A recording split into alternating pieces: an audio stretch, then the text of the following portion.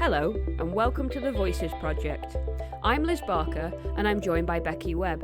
And together, on this podcast, we talk to people about their experiences of the arts during the COVID-19 coronavirus crisis of 2020. We are so glad to be back with our podcast after a short hiatus, and we've got a great set of episodes lined up for you. This week, we have an interview we conducted at the start of September with three Backstage freelancers, Steph, Antony and Anna. We spoke about the ever-changing regulations and rules of indoor performance, how different Backstage jobs are affected by the pandemic, and what the prospects are for returning to some kind of normality. Like everything in this pandemic, the podcast is recorded over remote video conferencing software. The Voices Project is an open platform for anyone who is involved in any way with the arts to share their thoughts, feelings and experiences of art in the current crisis. If you would like to participate and share your voice, you can find out how to do that by visiting our website www.marchforthearts.com.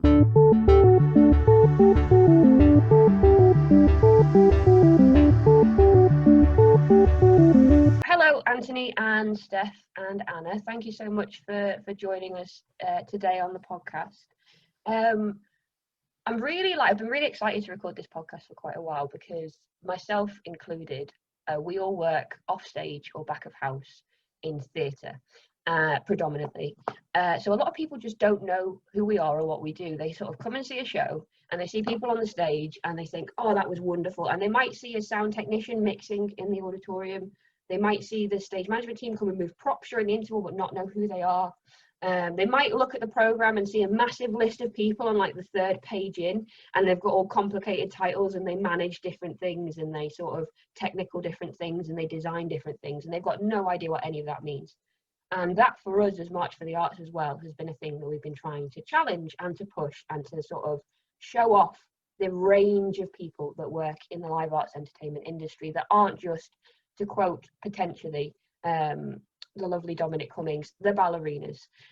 So there is a scope here. So I was wondering, as we've got such a variety of offstage, backstage workers with us today, if you wouldn't mind all just explaining a little bit about what you'd say your job is. If you do a couple of different jobs, maybe give us a few highlights of those, what that means, and sort of how you become that person. I was wondering if Antony, if you'd like to start for us. Yeah, so I predominantly work, also the other great thing is that we have all worked together for the last couple of years as well, and in that sense I normally work as a ASM or an assistant stage manager.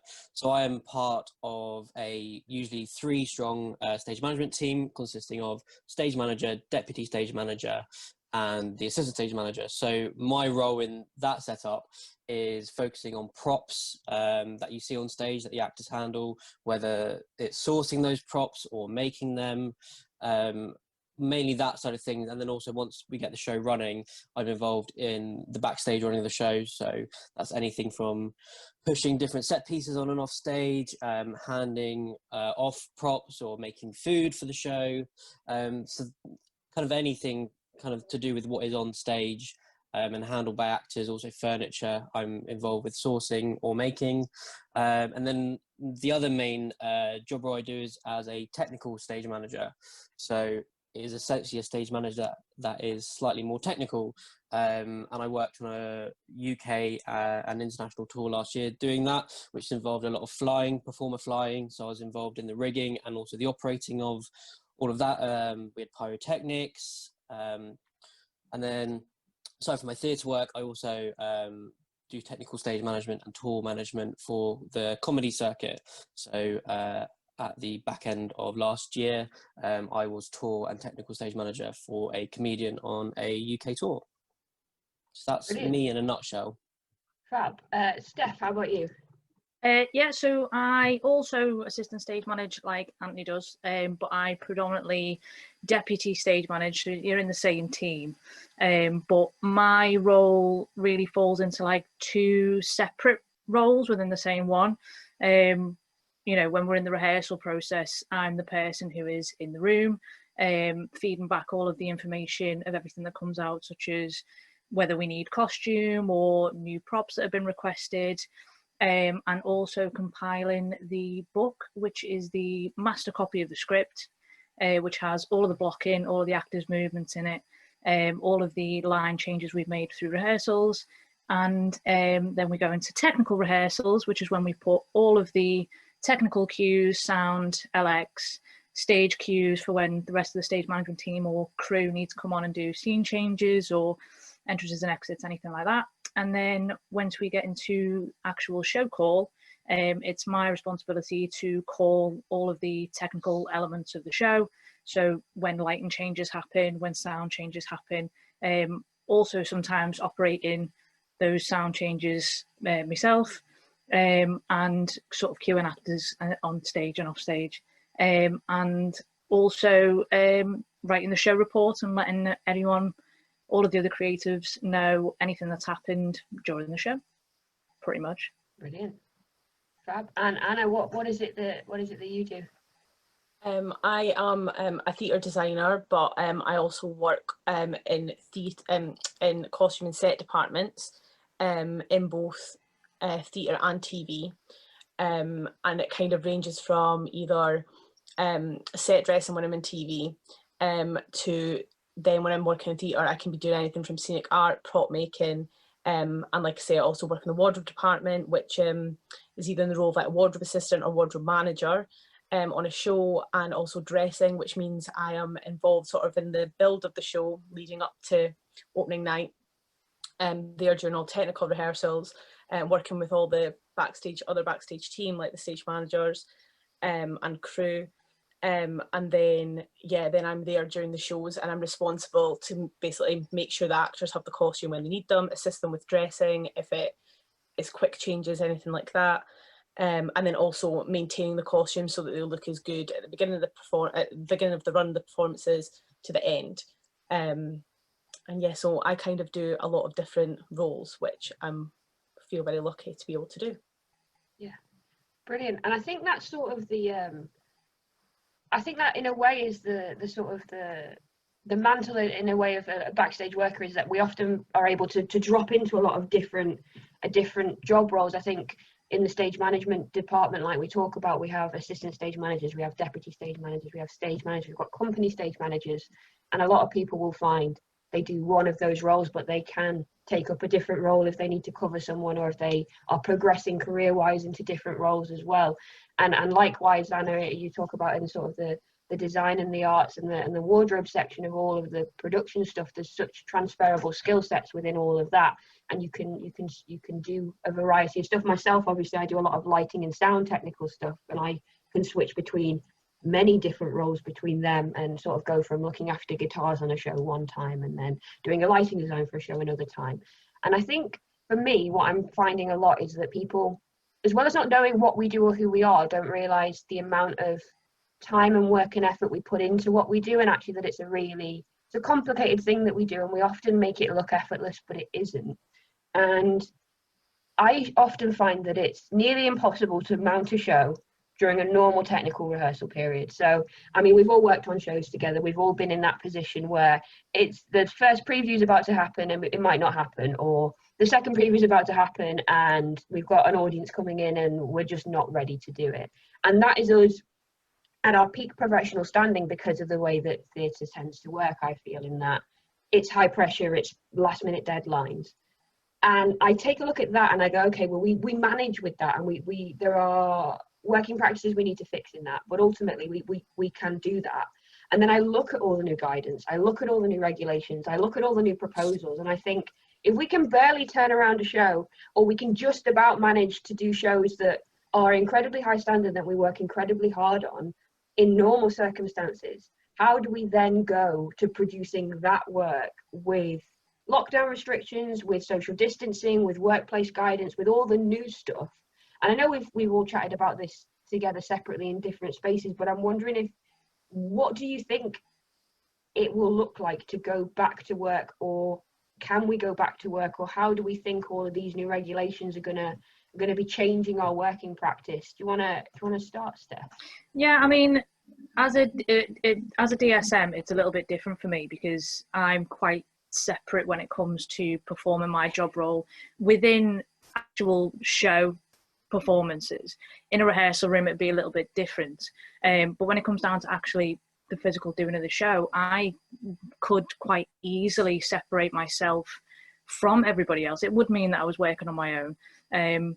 But, you know, I'm sat at a desk calling a show. I think for people like Anna and Antony, it's, Anna especially, it's a lot more difficult. I don't think people quite realise how little space you have backstage when you talk about having furniture and props, and you've got to find all the places to keep those, and costume and everything else.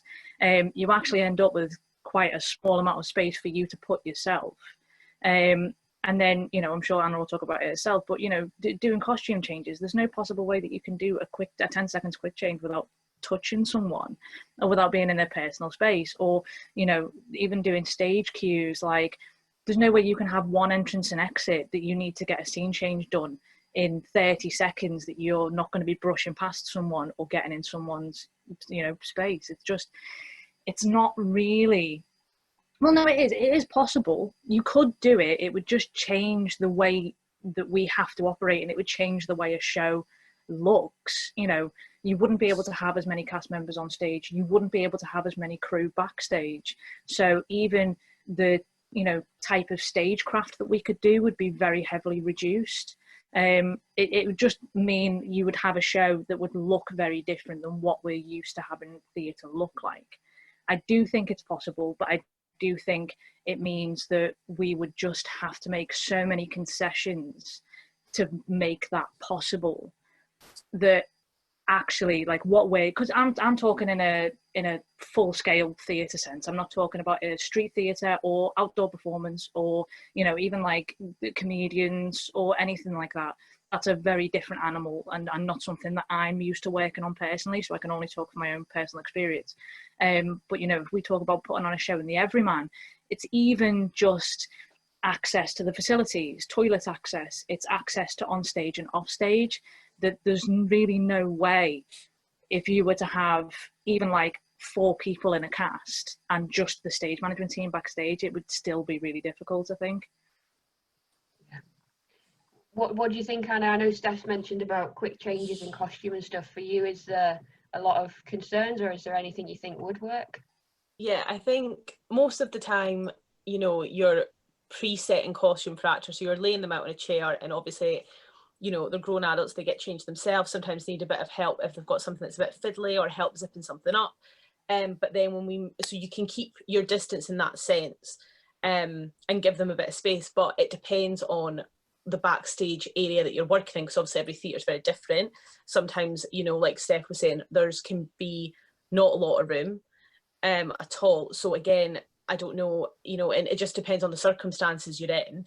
And then if it was a quick change, like sort of I've done quick changes where it can be, yeah, sort of like 10 seconds, 20 seconds, and that is, I am very heavily involved in helping that actor get dressed, and I'm really, like, we're really, really close to each other in each other's personal space to you know, to get them on stage within the time and everything done. And I don't know if that's something that would be like they make an exception about, or if it would be something that the director would sort of be told, you know, we can't allow for this. You'll have to give the actors time to get changed on their own. They can't have any assistance. They can obviously have it laid out for them, so they've got everything there, but they don't, yeah, they won't be able to have any assistance with it. So that would then change the dynamic of the plotting of the show, probably, for the director, and also like the dynamic backstage. And we are sort of there to make the actor's life as easy as possible, because they've got so much to think about, and they're the ones that have got to go out and perform in front of an audience. So that's what we are there for. And if you kind of cut the sort of like helping with costume or helping handing on and off props, then it means that the dynamic changes backstage, and also the director would then have, and the actors would then have to think about, well, actually, instead of that only taking a couple of seconds for me to do, it's going to take me 10, 20 seconds. And will that affect what's going on the stage? Will they have to add things? Do you know what I mean? All that sort of stuff. So it obviously is all doable, I'm sure, but I think it depends on the type of show, the type of theatre you're in, and yeah, what the sort of guidance is from the government. I guess that's going to change all the time. And yeah, so all of that. Yeah. And Antony, do you have anything to add to this? Yeah, just going to completely reiterate everything that both Anna and Steph have said, and also just pick up on the point you made earlier, Liz, about kind of just the lack of understanding, which really comes true when you're speaking to kind of friends, or, I mean, luckily, like my family, and I think a lot of our family understand what we do in our job and how theatre works, but there's other people you talk to and they just can't fathom some of the hours we work, the long weeks we work, and that lack of understanding also for me, I really felt when I watched a bit of the evidence that was being given to the DCMS committee earlier this week, and things like, oh, if we were, I mean, obviously things have changed now, they are every day, but if we were to be given a green light, we can't just put shows back on overnight. It takes weeks, months to re-platform productions. And I think, like Steph and Anna were saying, yes, there will be ways to put on productions. Obviously, there are lots of different variables, like the type of theatre, the type of show. We're already starting to see, obviously, as well as outdoor, there are some indoor performances happening with social distancing, but with very few actors, which lends itself obviously to the comedy side of things, because that's one man or one woman on a stage. And my concern is moving forward, if the guidance stays the way it is, being quite restrictive, whether we will see limited actors on stage, so smaller casts. Will we have limited smaller stage management teams? Will it be a stage management team of one to limit interaction? Will there only be one dresser? Will the dresser only be there before the show to set out the costume, and then, like Anna was saying, perhaps not be there for quick changes, or hopefully be on standby?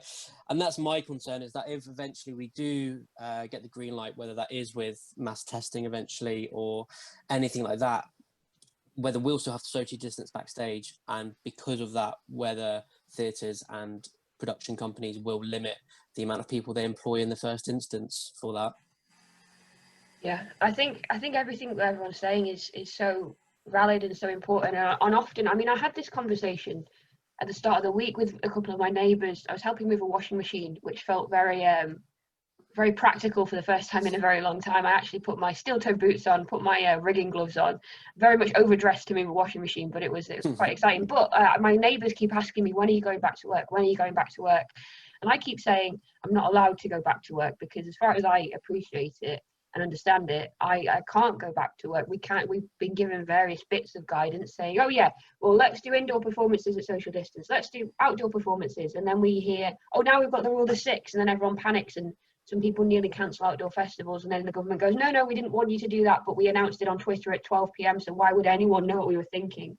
And so we get all these like snippets of new bits of constantly changing rules. And I think I remember the roadmap that the DCMS originally set out, and I remember that we moved from step 2 to step 4 without going through step 3. I think we basically moved from you can't do anything to you can do socially distanced outdoor stuff without going back into the rehearsal room. And that for me already underlines this thing that Antony was saying about not understanding the time scale of things as well, and the fact that the government can't turn around and expect, if they announce tomorrow that everything goes back to normal, they've got to appreciate there's still a 6-month run up to proper back to, well, there's really, I think, a 9-month run up to proper back to normal, if we're going properly back to normal. And then hearing that the government aren't going to decide when we can do indoor performances that aren't social distance until November, but then are also saying, but we want pantos, that for me is just a total clash of ideology and understanding as well.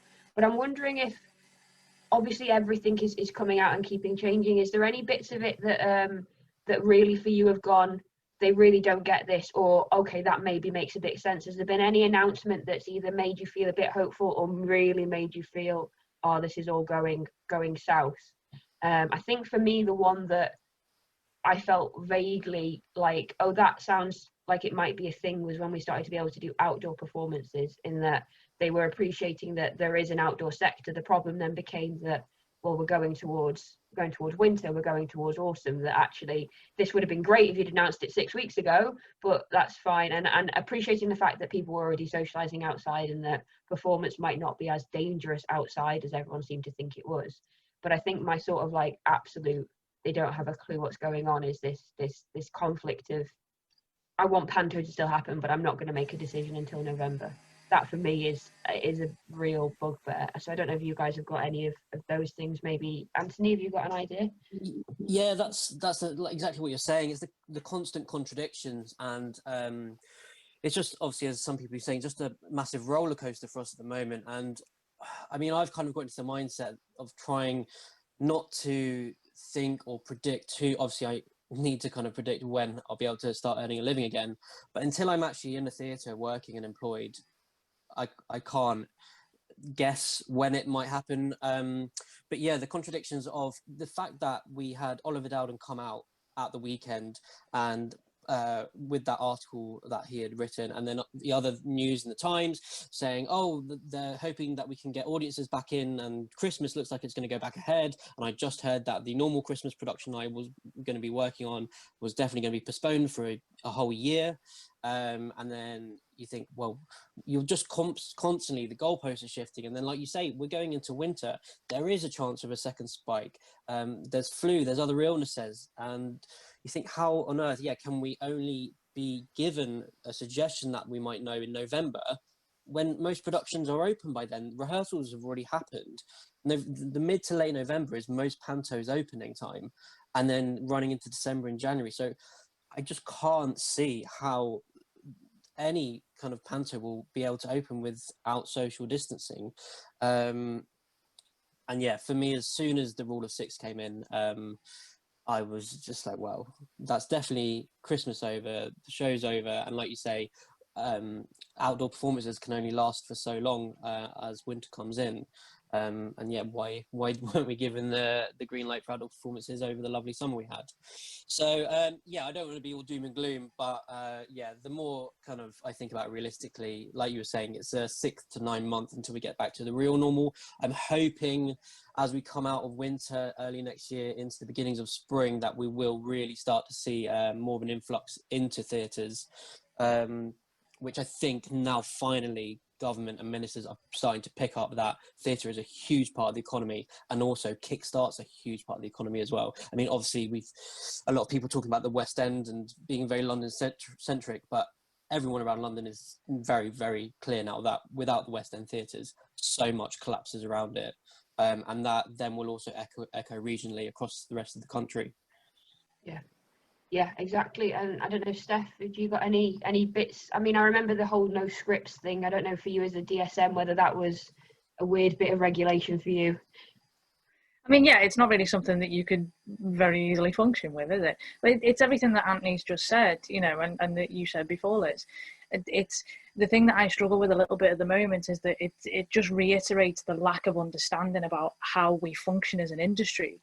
Because, you know, saying, oh, well, you can open now, that's fine, you can open with socially distancing, it just exhibits a lack of understanding of how theatres actually work, because there is no way that any theatre in the land could sustainably, you know, do a run of a show with only 30% capacity in an audience. You know, it just doesn't work. And even, you know, it seems like all of the conversations that are going on are solely talking about audience social distancing. There's been no guidance about how we would function as backstage staff. There's been no even talk of what we would have to do. And, you know, as a stage management team, like part of our job is looking after the health and safety of the people that we're working with. It's the health and safety of the company. So, you know, would that put another, you know, layer onto our job of then it's not just the physical health and safety of the cast that we've got to look out for, but also like, you know, their mental well-being, also their well-being when it comes to, have you washed your hands, have you used hand sanitizer today, like, do you know what I mean, of making sure everyone's wearing masks. Or it just seems to be like there's just not enough conversation really about the people who actually work in the building, not just the company on a show, but like everybody who works in a building, the ushers, the, you know, stage door staff, everyone. It's not just about the audience when it comes to safety of whether we can open or not. It's all of us, basically. Yeah.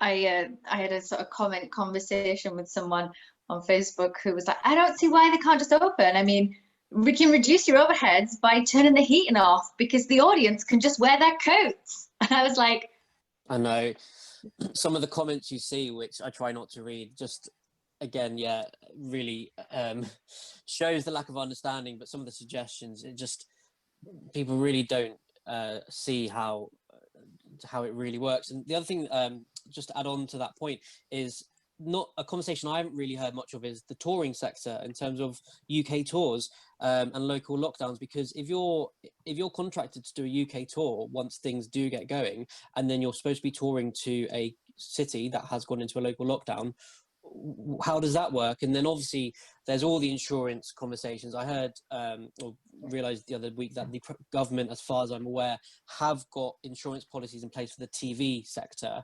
So they've set themselves a precedent with that, hopefully, to carry on over into the theatre sector. But that's a huge thing. If, like we've said as well in conversations in separate spaces, what if a member of the acting company or the Backstage company did test positive? Then everyone's got to go into isolation for 2 weeks, and that's the show off for 2 weeks, and cancelled and rearranged theatre tickets and for audience members. So there's all that side of thing as well. And I think we'll get to a point where it'll be quite doable to put a show on in one theatre, but then to start touring that is a huge thing. And are digs going to be a thing? Are we going to be able to go into digs anymore? Are we all going to be in hotels? That's an added cost if the production company has to put us up in hotels. There's just so many questions and so many variables that no one seems to have the answers to yet. So I'm just really hoping that we'll get to a point where, sadly, we may have to stay closed for longer, but when we do reopen, there'll be less restrictions.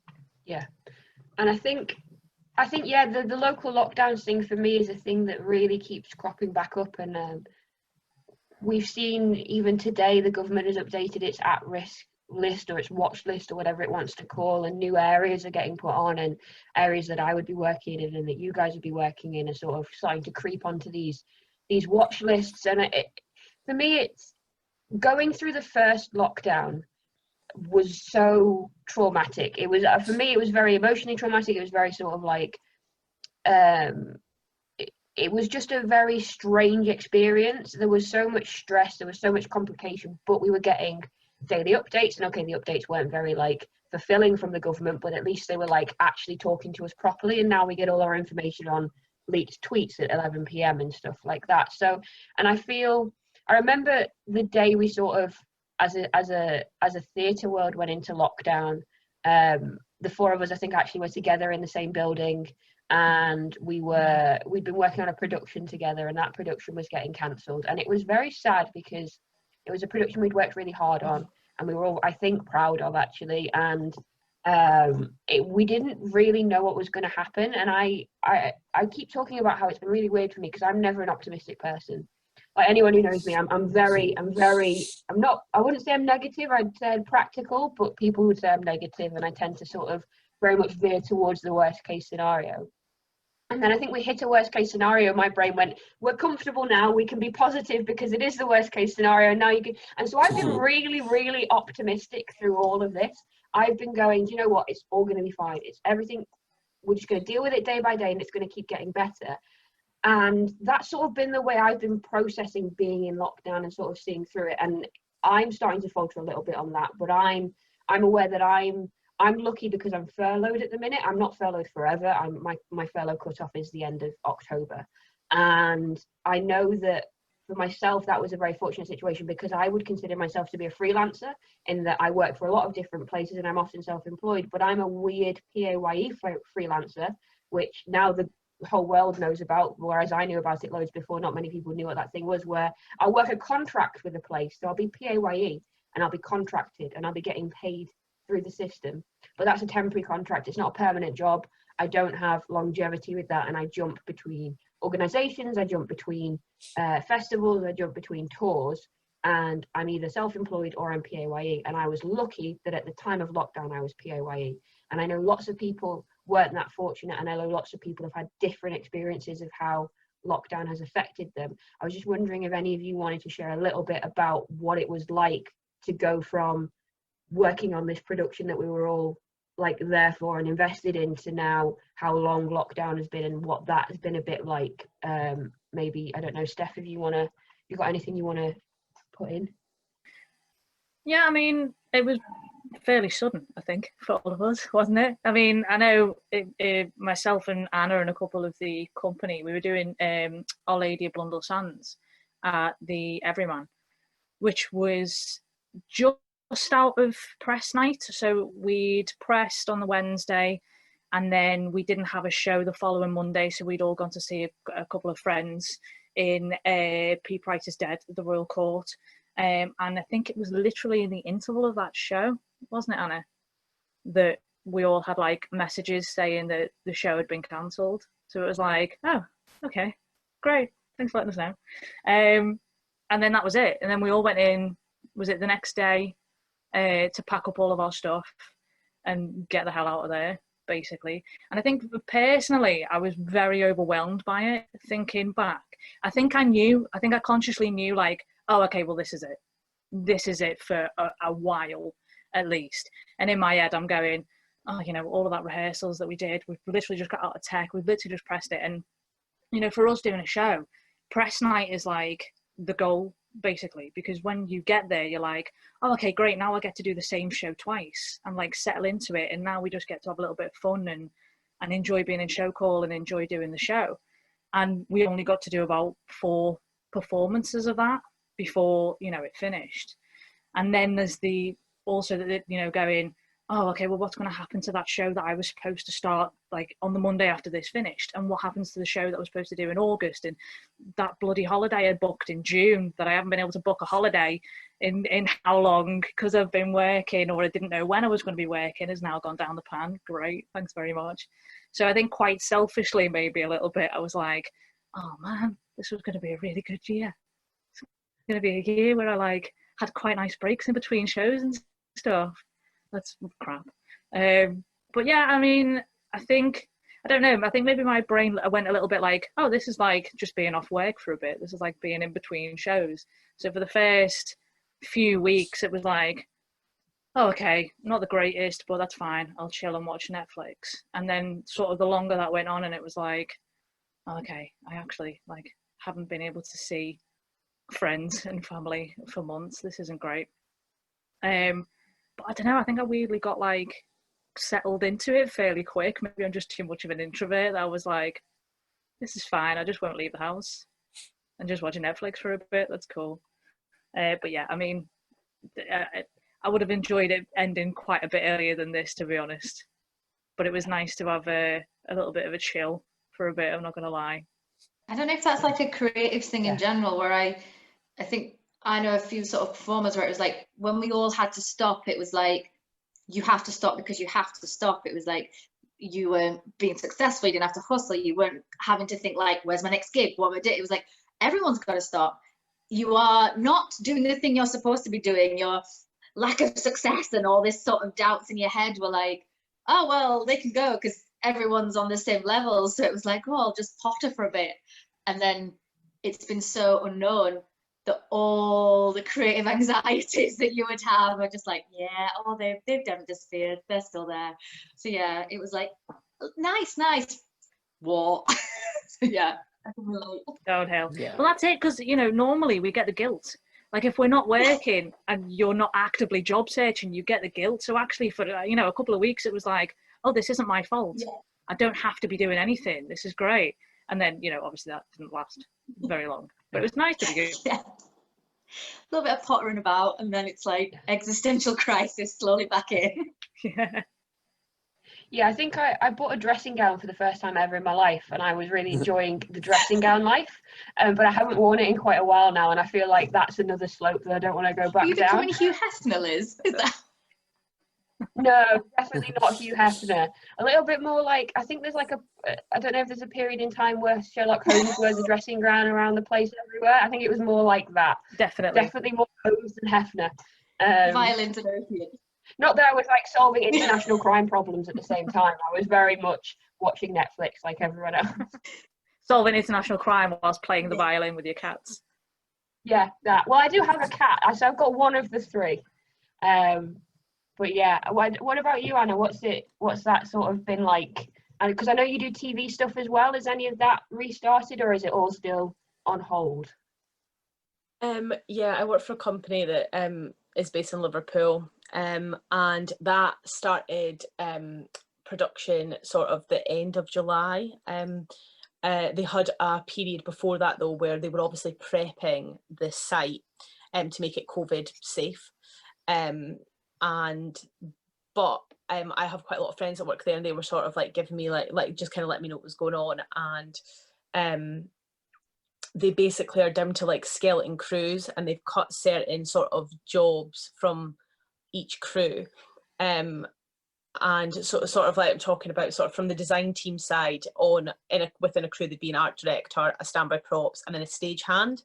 And what they've done with the stagehands is they've kind of taken their job role sort of on set away to try and limit the amount of people, because each set is only allowed so many people in it. And obviously when you've got camera, lighting, sound, and then the actors having to be in that room, and then obviously the director popping in and out and things like that, you know, that's taken up, the numbers go up really quickly, so they are trying to limit it. And then they've kind of tried to make other job roles, so like say the stagehand have kind of, they're basically having to disinfect everything and kind of be like controlling props from a COVID point of view. So if any of the set dressers or the art directors that sourced any props or anything that goes into a scene that gets taken to the stagehands, they disinfect it all, make sure it's safe to go on shoot for the next day. And then likewise, when everything comes back, it all has to be disinfected and cleaned down. But so that's good that they've managed to sort of take a job off the crew and then move it to having another role sort of in the COVID environment. However, freelance wise, when I come in, the design department for set, they have two jobs with set dressers and design runners assist the set dressers. And they have about 8 sort of staff, and then normally during the summer when it gets really busy and they do a lot of stunts and a lot of extra things, they need more hands. So normally there's 2 or 3 set dressers a day. But at the moment they're just having their staff, because obviously with COVID everything slowed down, the scripts have become a little bit more simpler. The amount of cast they're having obviously in each storyline is a lot less, and things like parties that they would normally have, which would be a really big dress for the set dress, so it was like a birthday or a wedding, things like that aren't getting filmed at the moment because you can't have that many people, and you can't obviously film, like it's not really realistic unless they obviously did a COVID storyline, but it's not really realistic. So basically they're not having this, the crews are stripped right back basically. But obviously when the set dressers are on holiday or need a day off, things like that, they are getting freelancers in. So I've done a couple of days, which was really good, and to be in the building and to see sort of all the measures they've put in place, it is really it is sort of really positive. But obviously they don't have to consider audiences in TV, so that's obviously why it's a lot easier for them to go back. And like I say, it's just, you know, normally at this time of year, this would be a chunk of time where I'd be working there really regularly and have, you know, wouldn't be, you're not guaranteed anything as a freelancer there, but usually you'd be getting, you know, a few days a week or sometimes 5 days a week, and you can kind of rely on that. And obviously at the moment, and sadly, like that's not the case. So it's a bit different at the moment, but it's positive that I've been in, and you know, they are getting some freelancers in, but like I say, it's not the same to the same capacity it was previously. And I think that's it.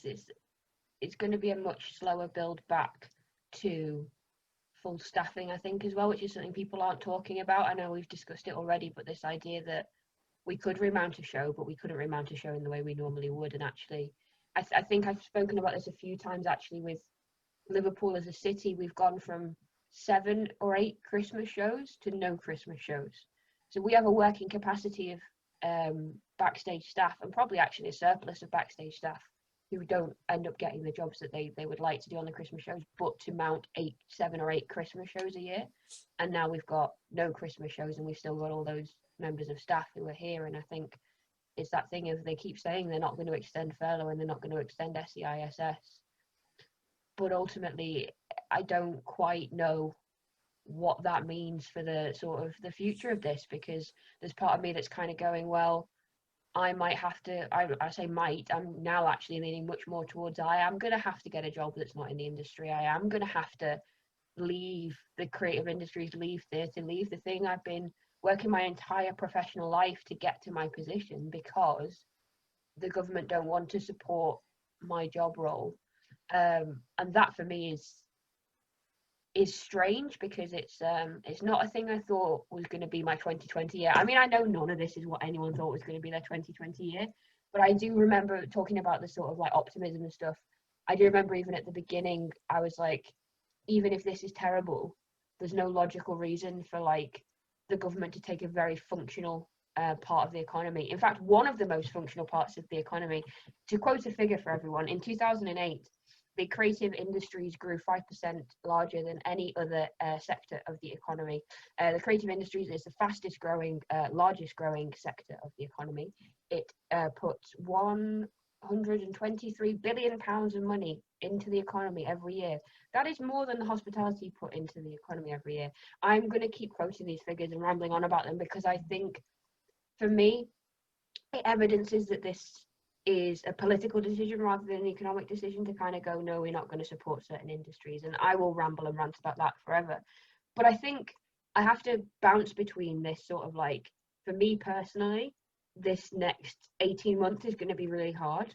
But for the sector, it might not have to be. There might be positive things that come from this. There might be a future whereby by becoming COVID safe and changing our working practices and developing new stagecraft like you were talking about earlier, Steph, and developing new scripts like they're doing in TV, although that's not what we wanted and we're being forced into that, there is a possibility of positively looking at it like a creative opportunity. And actually, we're seeing a lot with the Black Lives Matter movement and a lot with all of the diversity stuff that's coming right to the front of our attention, which is so, so important, that actually being in a state of stasis and being in a state of rebuilding, actually it's a perfect opportunity to rebuild with included diversity a lot stronger, and actually rebuilding with the messages of Black Lives Matter stronger. So when I try and think of positive things, although my personal situation is not as positive as I would like it to be, I'm sort of looking at different things in the future and thinking, oh, that might be good, oh, that might be better. And I'm just wondering if any of you've got any sort of like predictions or thoughts, or if you know about what personally you're going to be doing in the next sort of bit of the future, or have you got an idea of what that might look like that you might want to share? I don't know, Anthony, if you've got anything. Yeah, I just reiterate what you've said. I completely agree. I mean, obviously, well, let's start with the negatives. From a personal point of view, when I think it was Monday the 16th of March, we at 9:30 p.m. I think we got the message saying the production that we were working on was going to be paused, which I think has now gone towards postponed. I hope it doesn't cancel. It would be great, obviously, to bring it back, which is what people are talking about. And I also had another show that I just confirmed that was going to butt up nicely with the next one, and then started looking into the finances and how much money I was going to be losing, and it was quite a shock. And then I had a couple of other things in the pipeline. Then Christmas obviously is one of our busiest times of year as theatre workers, where we make the most of our income. And obviously that's gone, and I was lucky, and I am lucky, that I was able to receive some money from the SEISS.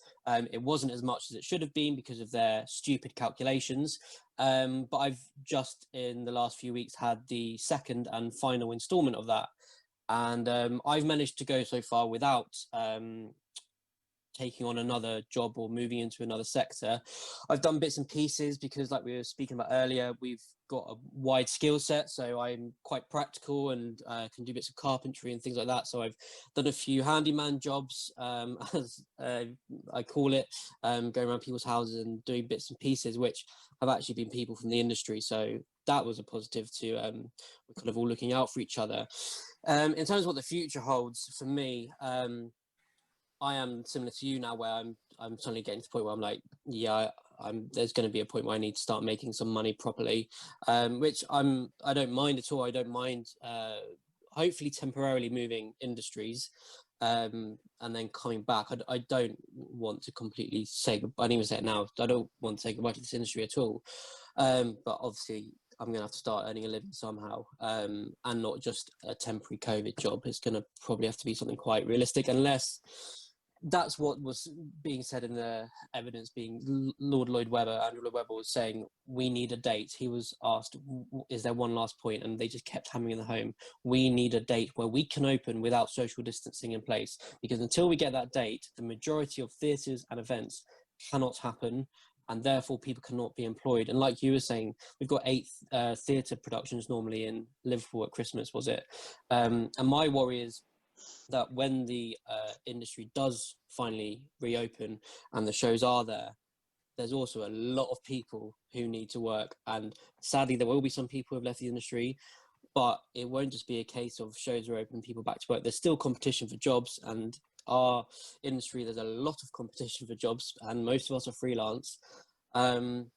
So yeah, I do have one or two small projects coming up towards the end of this year, which I'm waiting for final confirmation on within the art sector, which would be great if they went through. But yeah, it's just hard until we get that date. Like you were saying, is it going to be 6 months? Are we not going to be able to open in spring? Is it going to be 9 months? It's just we were fine in that initial lockdown period, because I think a lot of us accepted, and like Steph was saying, almost enjoyed having the bit of time off and not feeling guilty about it. But as soon as parts of the economy started opening up, eat out to help out, then people started to really get itchy, and that's why a lot of people are now doing outdoor performances, putting on their own things. And yeah, there's a real sense that people are really desperate now to start getting back to work, from a financial point of view, from a creative point of view. So the sooner we get that date, the better. But with winter coming, who knows? Yeah. Sorry, I rambled for a bit then. Yeah, not at all. No more than I do. What about you, Anna? What are you thinking? What are your sort of thoughts about the future? I think I'm trying, well, especially when this first started, it was just kind of like just taking it as it comes, try not to look too far ahead into the future, because it is going to, if you do that, it's going to feel like impending doom, because everything was so uncertain. And I think for like mental health wise, it was just best to take every day as it comes. And obviously now that we're at this stage where, you know, a lot of people have went back to work, majority of people went back to work, and it's sometimes a bit frustrating to hear a lack of understanding. I was shopping for fabric yesterday, not for anything to do with work, just for like a little project. And, you know, the two women that were working in the shop were just talking about how like, oh yeah, we're starting to get a little bit busier now because, you know, everyone's back at work. Everyone's back at work. And I just was kind of like, well, not everyone's back at work. And they were like, oh, and I was like, I work in like theatre, events, TV, and, you know, some things have gone back, some TV things have got back, but majority, you know, are still closed. And they were like, oh, we thought that all the theatres and everything were back. And I think like that's a bit frustrating, that lack of understanding, because I think, you know, the majority of people think, you know, everyone's sort of in the same boat now, and, you know, that you're kind of like out of the dark almost, or majority of people are like that. But for us, it's like, you know, there's still a lot of uncertainty. And I know that in other sectors, obviously there's been redundancies made, and I'm not just saying that we're the only ones that are, you know, being a bit hard done by the situation. I'm sure there's lots of other industries as well. But yeah, it just kind of highlights a bit of like, you know, you could then kind of feel a bit like, you don't want to be trying to get sympathy from people all the time, but you kind of want to be like, well, you know, for some people, this isn't just, you know, I've had a 3-month holiday paid and I'm just going back to work now, and my life's not really, their life's obviously affected because all our lives are affected, but from a financial point of view and a work point of view, you know, they're pretty much just going back to normal. And I think for us, that's the kind of scary thing, is that it's not just dealing with everyday life and going back to before with these added changes. For us, it's like there's still a lot that is missing from our day-to-day life. And yeah, I think like at the moment, I'm still kind of trying not to like worry too much into the future, and just still probably taking it sort of like maybe more like a month as it comes sort of thing, rather than, you know, thinking about the next 18 months or the next 6 months. But I'm the same as you, Liz. I've been furloughed from the theatre company we work for regularly, because I'm on PAYE with them, and that ends in October, and I'm really grateful for having that bit of support. But yeah, once that ends, it's like, well, you know, what am I going to do? Like, am I going to have to change industry for a bit? And but yeah, like I say, just sort of trying to just not worry about too much and take it as it comes. That goes back as well, then, doesn't it, to the question about furlough extension and the positives that are coming out as well. What you touched on, Liz, about kind of working practices moving forward. But theatre in the last week really has started hitting the headlines, and everyone now is referring back to theatre and sports and theatre, which is good that it is getting the coverage. And I think that obviously stemmed from the DCMS meeting, committee meeting at the beginning of the week, and then Boris's press briefing the other day about mass testing. And now there really seems to be a traction with the industry, and people are starting to wake up and realise And there seems to be an inkling that government ministers are starting to consider the idea of sector-by-sector furlough extension, which obviously we really desperately need. But my personal concern is that if that does happen, which would be fantastic for the majority of people, that they won't extend SEISS, because that's such a broad, how can you narrow that down sector by sector? It's much harder to do that. But there are a lot more people talking, and places like the Royal Albert Hall acknowledging that they're not receiving any of that 1.57 billion because they were only offered a loan, and they've already taken something like 10 million pounds worth of loans. And but because that 1.57 billion was announced, a lot of donors to those bigger crown jewels, which were supposed to be saved, are getting less donations now because they thought, oh well, they're going to be fine. And it's taken something like the Royal Albert Hall to go, no, we're in a pretty desperate situation, we don't have long to go. That it takes that for people to start waking up and go, oh god, the Royal Albert Hall, oh the National. Whereas we all know this has been going on for months, and the redundancies in our industry are going to come thick and fast when furlough ends. Yeah, I think you're totally right. I'm just wondering, Steph, if you want to jump in about any of your sort of thoughts about the future of the stuff that Anna and Antony and myself are talking about. Well, no, I it's everything that you've already said. It's I've been having conversations with a lot of people at the moment, freelancers in arts and events, who are, having to make that decision of going, well, I'm going to have to try and get a job for now. But, it's a lot easier said than done. Even I sat down the other day and was like, right, okay, at the moment, it looks like at least the traditional theatre sense of theatre is not going to happen until early next year, probably at the earliest. So, we're going to have to do something. And, even sitting down and trying to write a CV, like I haven't written a personal statement in 10 years. Like trying to actually explain what it is that we do to people outside of theatre is really hard, and trying to explain how our jobs translate to transferable skills is a lot more difficult than you think it is. So even those of us who are going, we're going to have to take the leap, we're going to have to do something for a bit, it's easier said than done doing that full stop. Like I know a lot of people who've actually been applying for weeks and months, and thousands of people have been made redundant outside of our industry anyway. So there's a lot of competition there for people even trying to get a just for now job to keep us going. It's reiterating what I think Antony was saying before about the date. It's I think if we were able to go, right, okay, this is the day, this is a date where we're going to be able to work towards going back to our industry, putting our careers back on track, then that you've got something coming. But at the moment, we're all basically just left without a paddle. Like we've got no idea when it's going to start again. We've got no idea when we're going to be employed again. So for the majority of people, I think we've got no choice essentially other than to start thinking about, well, what else can we do for now? And I think that's the conclusion a lot of people that I'm talking to are starting to reach. And there's a bit, I don't know, me personally, there's a lot of grief involved with sort of losing this thing that I've worked so hard for. And there's obviously there's a rational part of me that goes, it's temporary.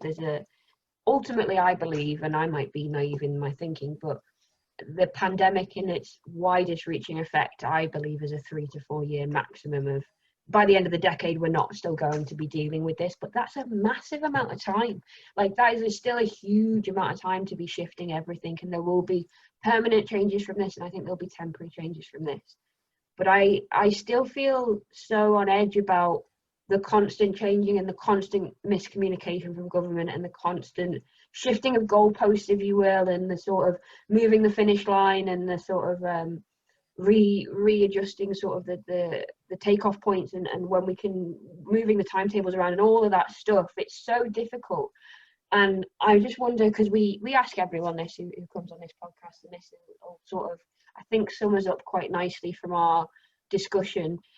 If you could sit down with Oliver Dowden, who is our culture secretary, with Rishi Sunak, who is our chancellor, and with Boris Johnson, who at the time of recording is the Prime Minister, if you could sit down with those three people and explain to them and summarize everything we've spoken about, or even new things that we've not spoken about, if you could explain to them why this is important, what it means, why what they're doing isn't working, and how you would fix it, or even if you don't know how you would fix it, what you think they should be looking at more. You had that opportunity to have that conversation.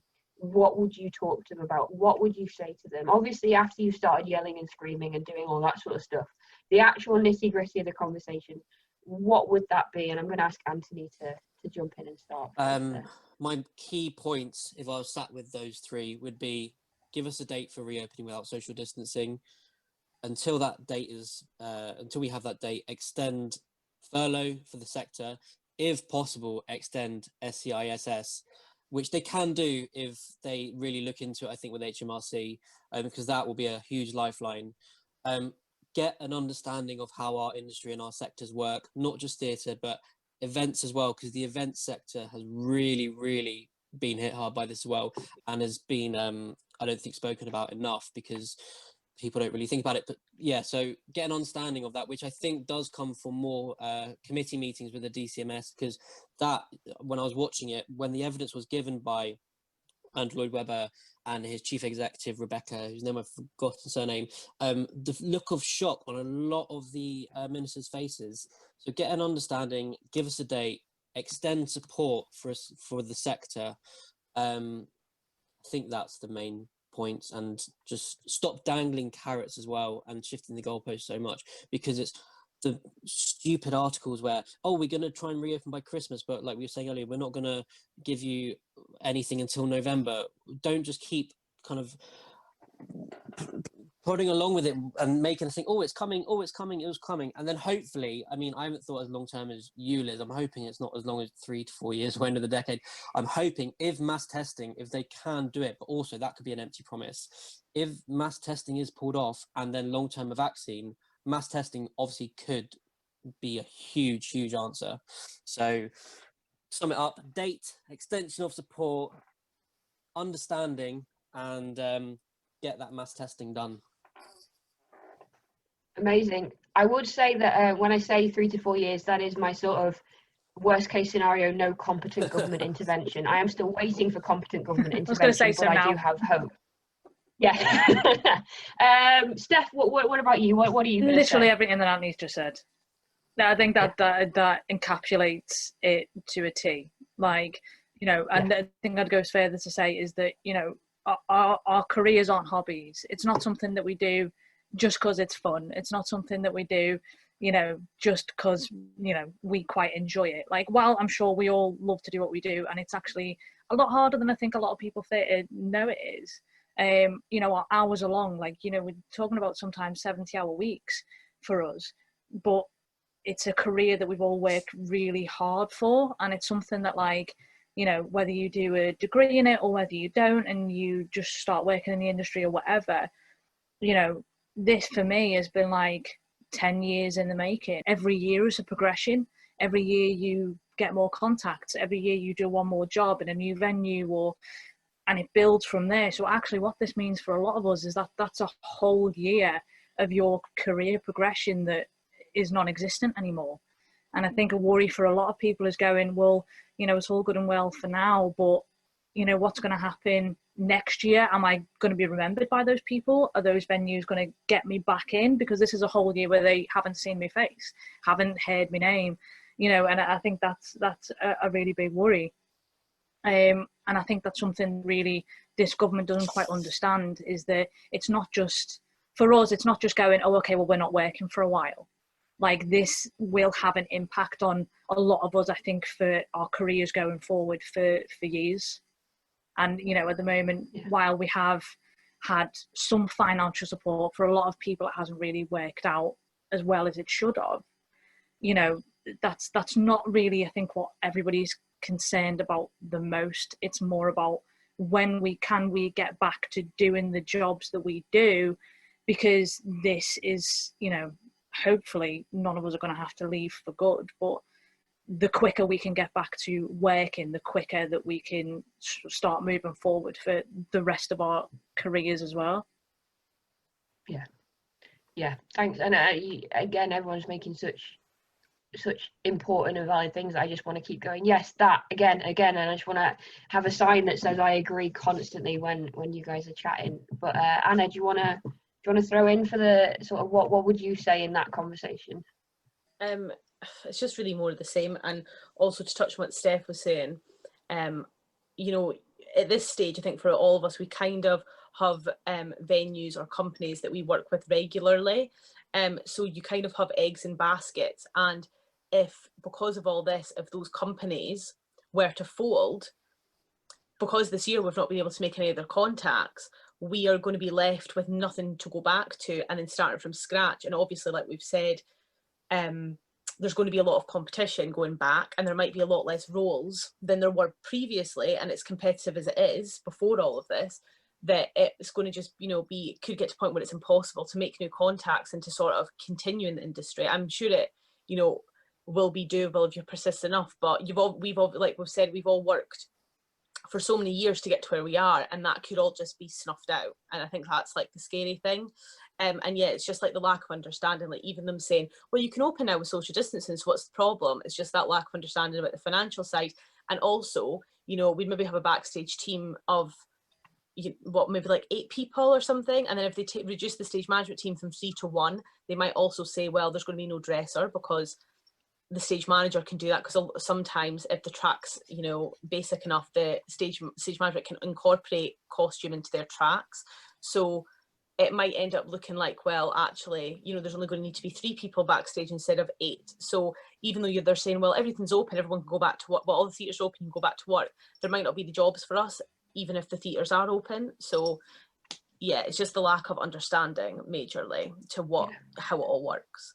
And I get this is all new for everyone and they've never had to deal with anything like this before, but it is very hard when you feel like you're, you know, the whole industry, including events, has been shouting for a long time. And, you know, this had all kicked off in March and we're now in September, and it's only now that it seems like there's a little bit of, we're getting a little bit of time. I know they had other things to deal with, but, you know, it just seems a little bit unfair. So hopefully now it's going to start moving more positively forward. Yeah. But yeah, I want to thank all 3 of you for coming along and recording with us today and speaking about all these things that it's what we've kept coming back to, but it's this idea that people don't understand the complicated nature, A, of what we do, or B, why it matters, or C, why it's going to make things difficult to go back. And like Antony's been saying, that people are now giving evidence to DCMS, and it's in the news a lot more now, and people are starting to shout about it. I think We Make Events is doing amazing public displays of stuff, and there's lots of that stuff going on. And I do have hope, and I keep coming back to saying I do have hope that we collectively have power to help shape the forward narrative as much as the government will try and do that as well. And I'm hopeful of that. But yeah, thank you so much for joining us. I was just wondering if any of you got anything you want to plug to anyone. I know Antony and Anna, are you still doing masks that people can get? Yeah, we are still doing masks, which are reusable, washable, they come in lots of different colours and patterns and things like that. But I thought you meant like theatrical masks. Oh no, like I was like, and yeah, you can find us on you can if you want a face covering or face mask, we're on Instagram at a.and.a.face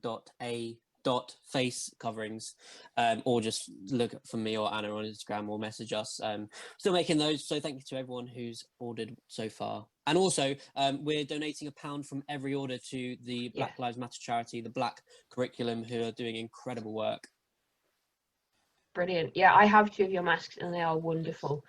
So I would highly recommend. We'll put some information in the description of this podcast so people can find you as well. Do you have anything to plug, Steph? Absolutely not. I am a lazy individual. Antony and Anna took this time to make things. I took this time to watch Netflix and walk the dog. So great. Fantastic. Your dog is grateful. Your dog is very grateful. Oh well, for no, that. she is. I'm She sure. is. I'm sure she is. I'm not, but I'm sure she is.